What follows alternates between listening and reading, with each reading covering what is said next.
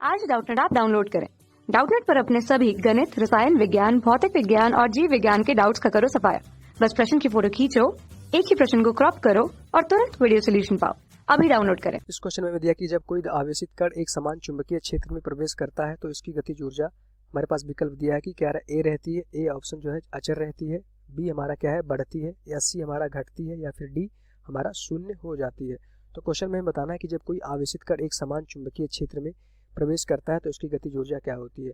यहाँ से देखिए, अगर हमने क्या क्या एक समान चुंबकीय क्षेत्र हमने यहाँ पे बना लिया, मतलब उसकी दिशा भी क्या है, अंदर की तरफ है, इस तल के लंबवत नीचे की तरफ हमने क्या क्या एक समान चुंबकीय क्षेत्र बना लिया। ठीक, इसकी दिशा क्या है, इस तल के लंबवत नीचे की तरफ। इस गुणे का मतलब यही होता है। अब क्वेश्चन में हमसे कहा जा रहा है कि एक समान आवेशित कण, मान लेते हैं हमारे पास एक कोई आवेशित कण था जिसपे आवेश क्या था, क्यू था। ठीक, अब एक समान वेग से इस एक समान चुंबकीय क्षेत्र में लंबवत गति करना स्टार्ट कर देता है। मतलब कि जो हमारा वेग है और ये चुंबकीय क्षेत्र दोनों एक दूसरे के क्या है, लंबवत दिशा में है। तो इस पर एक बल काम करेगा। बल हमारा क्या होगा, इस दोनों के जो हमारा बल लगता है, कोई भी आवेशित कण एक समान चुंबकीय क्षेत्र में क्षेत्र के लंबवत गति करता है, उस पर बल जो लगता है हमारा q v cross B Lorentz बल के बराबर होता है। यही इसको हम लॉरेंज बल कहते हैं, क्यू वी क्रॉस बी। इस बल की दिशा क्या होती है, वी और चुंबकीय क्षेत्र के बीच लंबवत दिशा में होती है। तो यहाँ से देखेंगे अभी बल हमारा क्या हो जाएगा, वी और चुंबकीय क्षेत्र के लंबवत दिशा में ऊपर की तरफ हमारा बल आ जाएगा।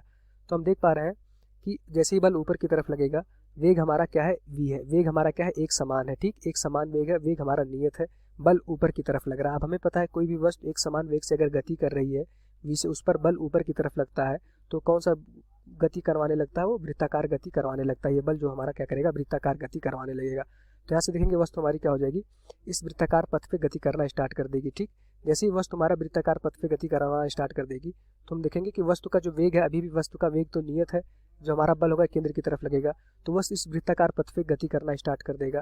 तो कभी वस्तु यहाँ पहुँच जाएगा। अब जैसी वस्तु हमारा यहाँ पहुँचेगा, देखेंगे वेग हमारा यहाँ पहुँच गया। फिर जैसे कभी वस्तु यहाँ पहुँचेगा तो वेग हमारा इस दिशा में रहेगा।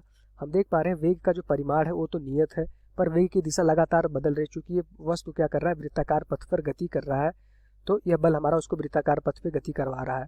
तो देखेंगे कि वस्तु का वेग लगातार क्या हो रहा है, बदल रहा है, पर वस्तु का जो परिमाण है या फिर चाल है वो लगातार नियत रही। मान लेते हैं कि वेग अभी था 10 मीटर प्रति सेकंड। तो यहाँ से देखेंगे वेग हमेशा 10 मीटर प्रति सेकंड ही रहेगा, वेग में कोई भी परिवर्तन नहीं होगा, 10 मीटर प्रति सेकंड ही रहने वाला है।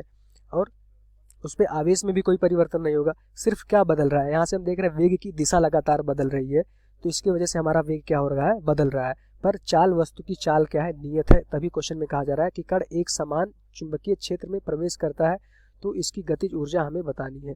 अब जैसा कि हमें पता है कोई भी गतिज ऊर्जा क्या होती है, गतिज ऊर्जा का अगर हम फार्मूला देखें तो होता है हाफ एम वी स्क्वायर।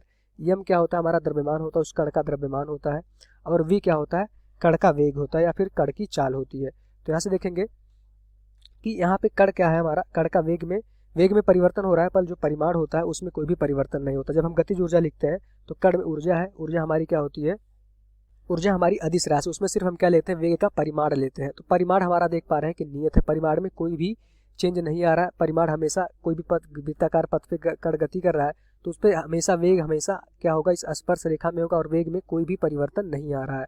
तो अगर वेग में कोई भी परिवर्तन नहीं आएगा तो गतिज ऊर्जा में भी कोई भी परिवर्तन नहीं आएगा। चूंकि गतिज ऊर्जा में हम क्या लिखते हैं, सिर्फ वेग का परिमाण लिखते हैं, मतलब कि हम अपनी चाल को लिखते हैं।